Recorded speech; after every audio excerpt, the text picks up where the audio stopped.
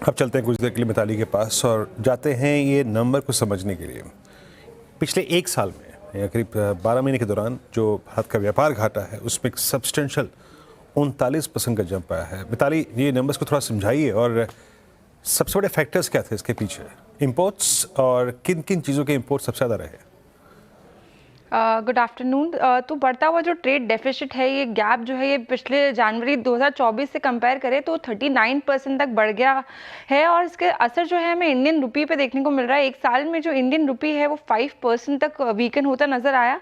अगर बात करें एक्सपोर्ट्स की तो इंडिया सबसे ज़्यादा एक्सपोर्ट्स यूएस को कर रहा है इस वक्त और एक्सपोर्ट्स जो है वो 39% तक साल दर साल यहाँ पे बढ़ते नजर आए।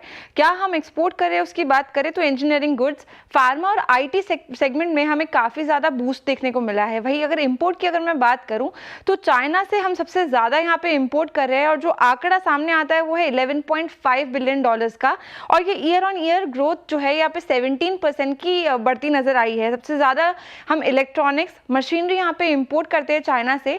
तो अगर मैं ट्रेड डेफिसिट के नंबर्स पे एक बार नज़र डालूं तो जो एक्सपोर्ट्स का फिगर है वो ईयर ऑन ईयर बेसिस पे हमारे 2% से कम हुआ है, लेकिन इंपोर्ट्स जो है वो ईयर ऑन ईयर बेसिस पे 10% से बढ़ गए। तो रिजल्ट ये है कि ट्रेड डेफिसिट जो है ओवरऑल बेसिस पे वो 39% तक यहाँ पे हमें बढ़ता हुआ नजर आया है। वही अब कंट्री वाइज सबसे ज़्यादा एक्सपोर्ट्स कहाँ हुए, ईयर ऑन ईयर बेसिस पे कहाँ हमें इंक्रीमेंट देखने को मिला, उस फिगर्स पे अगर नज़र डाले तो सबसे ज़्यादा जापान में हमें 53.5% का ईयर ऑन ईयर बेसिस पे इंक्रीमेंट देखने को मिला है। यहाँ से हम ज़्यादातर आयरन और स्टील केमिकल जैसे प्रोडक्ट्स यहाँ से एक्सपोर्ट करते हैं।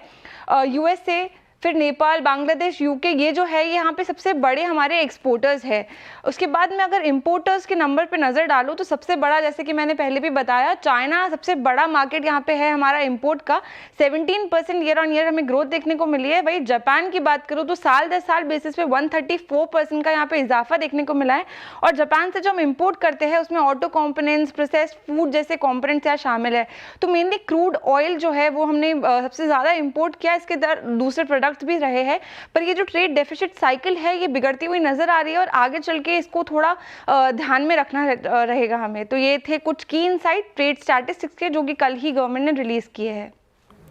हमारा एक साल में व्यापार घाटा करीब 39% बढ़ा और क्रूड इंपोर्ट्स वाकई इसके पीछे एक बड़ा ठोस कारण है। बहुत बहुत शुक्रिया मिताली आपका इस पूरी चर्चा के लिए।